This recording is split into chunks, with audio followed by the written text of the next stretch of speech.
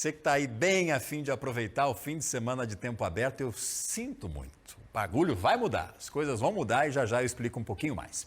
Mas, gente, junto com o aumento do novo salário mínimo anunciado essa semana para R$ 1.320, o governo federal também ampliou a faixa de isenção do imposto de renda. Agora, quem ganha até 2 salários mínimos, ou seja, R$ 2.640, não vai pagar o imposto. Nós conversamos com uma especialista para explicar essa mudança toda. Você que está me acompanhando agora e se enquadra, né, nessa faixa aí de renda, presta atenção. E daqui a pouquinho nós vamos falar ao vivo sobre este mesmo tema aqui no nosso BG. Só no estado do Paraná, são 2,5 milhões de paranaenses com a carteira assinada e grande parte desse número recebe o salário mínimo.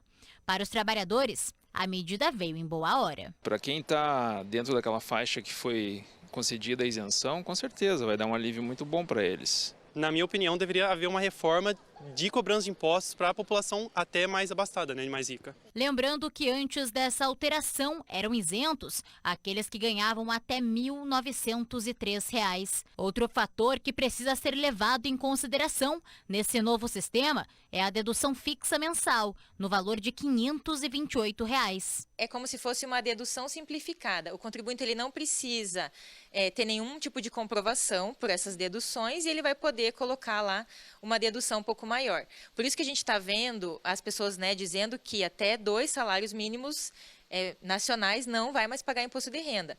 Porque então o contribuinte que recebe 2 salários mínimos vai colocar essa dedução dos 528 e vai para a primeira faixa de isenção, que vai estar isento do imposto de renda. E apesar dessa ampliação da faixa de isenção do imposto de renda, é importante ressaltar que a alteração só é válida para o salário mínimo nacional de R$ 1.320. Os salários mínimos regionais já entram na tabela progressiva, que inclusive não sofreu alterações, assim como as alíquotas das outras faixas de renda. O ideal seria ter uma tabela nova a cada ano, né? Até 2015 a gente tinha uma tabela nova a cada ano, 2015 ela parou.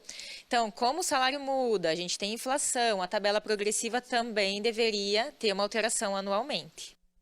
E olha, falando ainda, né, sobre imposto de renda, agora 1h46, a Receita Federal pagou hoje, liberou hoje o 4º lote de restituição do imposto de renda de pessoa física. Aqui no estúdio do nosso Balanço Geral nós temos o contador, o Juarez Paim, vai conversar comigo ao vivo agora para tirar dúvidas suas aí de casa, porque quem não teve esses valores debitados em conta bancária deve ficar de olho, checar lá, porque é preciso identificar a sua declaração ou se o contribuinte acabou caindo na malha fina. E aí é o grande problema. Por isso nós convidamos aqui o Paim para bater um papo, ele é contador e vai tirar essas dúvidas para a gente. O contribuinte, Paim, que lá na conta não identificou, poxa vida, mas quando eu tirei o saldo, eu vi lá que tinha um valor, né, que eu receberia de volta, fiquei empolgadão e tudo mais, mas quando ele foi ver agora o saldo da conta não tinha o dinheiro. Ele pode ter caído na malha fina. E esse é um problema sério, né? Boa tarde. Boa tarde, Valdinei. Obrigado pelo convite. Realmente pode ser um problema sério. Ou então, a restituição de imposto de renda ela tem uma fila. Então, tem uma fila cronológica. Primeiro, aquelas pessoas que de repente têm uma doença grave, as pessoas aposentadas ou de idade mais avançada, aqueles que entregaram primeiro a declaração de imposto de renda, entram na fila antes, né? Porque a fila é cronológica. Mas quem não recebeu nesse período, que é o último dia útil do mês, né? Começou lá em maio, junho, julho e agora em agosto. Esse foi o último lote?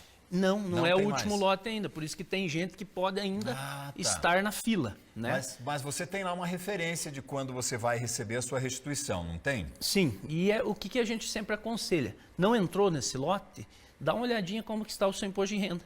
Como que se faz isso, né? Tem algumas maneiras. Primeiro, se a pessoa teve um contador que fez essa declaração, normalmente o contador até acompanha.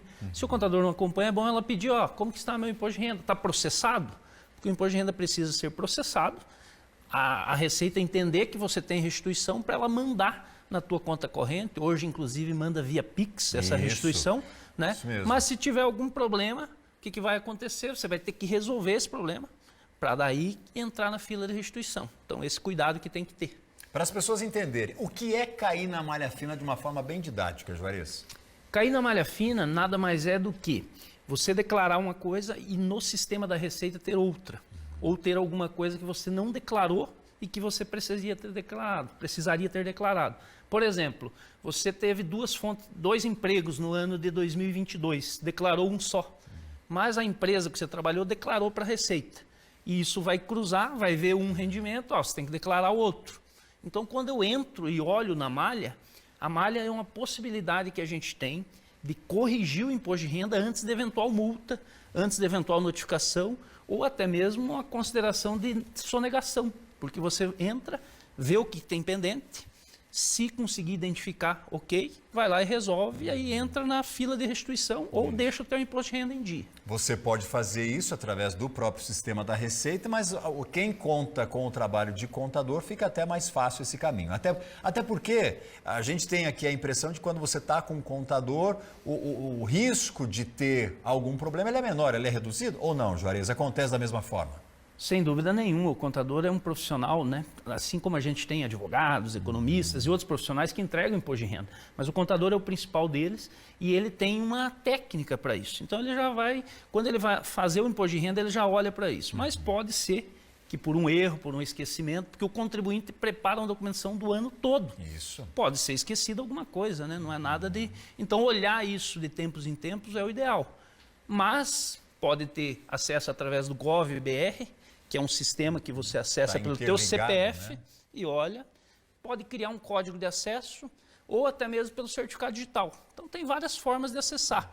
O que a gente recomenda? Acompanhe o teu imposto de renda. O imposto de renda é muito importante, inclusive para a gente acompanhar a evolução patrimonial. Principalmente, né? Sua renda e tudo mais, seus ganhos. Agora, Juarez Paim, ele é contador, está aqui para ajudar a gente a entender e a esclarecer a situação de cair na malha fina aí da Receita Federal através do imposto de renda, muitas vezes a declaração equivocada. Quando a gente fala de multa, a gente está falando com referência a que valores? Então, ele parte de que valor? Qual que é o valor de multa? Ou ele tem uma diferença entre o valor que você deixou de declarar? A multa, ela tem dois tipos de multa. Tem a multa moratória.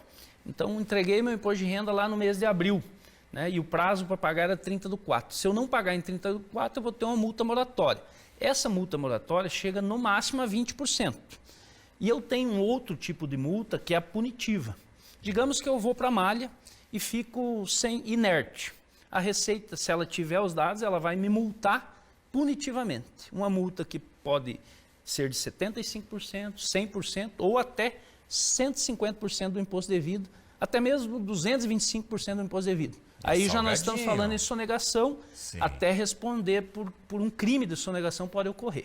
Então, ela tem as duas características. Se eu cair na malha agora e vou ter que declarar, tinha dado a restituir, por eu ter errado, agora vai dar a pagar. Eu vou pagar já a multa punitiva. E não tem restituição?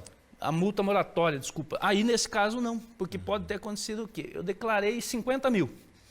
E tinha 1.000 a restituir. Poxa. Agora eu tenho que declarar mais 10 mil. Pode ser que ao invés dos 1.000 a restituir, passe a ser 200, 300 a pagar.